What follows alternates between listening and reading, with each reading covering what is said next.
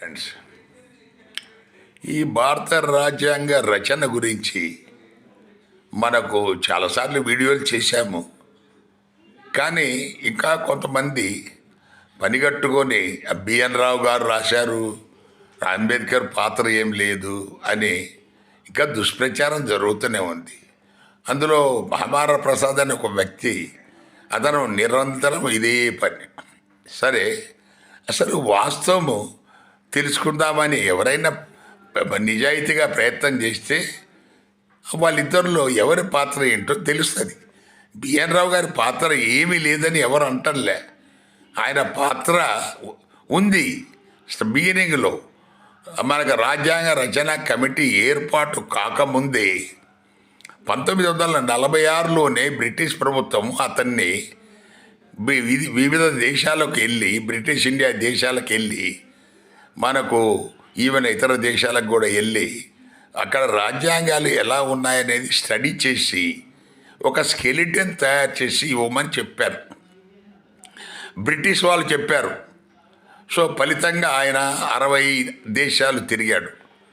So అందులో ఉన్న వివిధ రాజ్యాంగాల్లో ఉన్న కొన్ని పాయింట్స్ను ఆయన ఇక్కడ దాన్ని మళ్ళా వాటన్నిటిని కంపైల్ చేసుకొని, అంటే ఒక విధంగా చెప్పాలంటే ఇతర రాజ్యాంగాల్లో ఉన్న వాటిని ముఖ్యమైన విషయాలన్నిటినీ మన కోసం అని చెప్పేసి ఆయన అందులోది ఇక్కడ రికార్డ్ చేశాడు, కాపీ చేశాడు.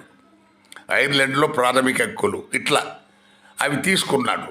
అవి తీసుకొని 240 ఆర్టికల్స్తో ఒక రాజ్యాంగాన్ని ముసాయిదా తయారు చేసి దాన్ని బ్రిటిష్ వాళ్ళకి ఇచ్చారు.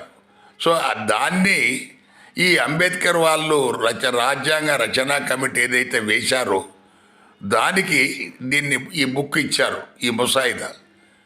దాన్ని 240 ఆర్టికల్స్ ఆయన పెట్టాడు. సో అందులో ఆయన ఆ దేశాల్లో ఉన్న సాంఘిక మా పరిస్థితులను బట్టి అక్కడ రాజ్యాంగాలు ఉన్నాయి. మన దేశంలో ప్రత్యేకత ఉంది, ఇక్కడ అంటరానితనం ఉంది, అసమానతలు ఉన్నాయి. సో వీటన్నిటిని బాబాసాహెబ్ అంబేద్కర్ వాటన్నిటిని కంప్లీట్గా రివైజ్ చేసి ఒక విధంగా చెప్పాలంటే కొత్త రాజ్యాంగాన్ని ఆయన రాశాడు. 395 ఆర్టికల్స్ ఉన్నాయి, అంటే డబుల్ అయింది. తర్వాత ఒక్కొక్క ఆర్టికల్ను ఈ రాజ్యాంగ పరిషత్తులో మేధావులందరూ చర్చించారు. చర్చించిన తర్వాత వాటన్నిటికీ డౌట్లకు అంబేద్కరే జవాబు చెప్పాడు.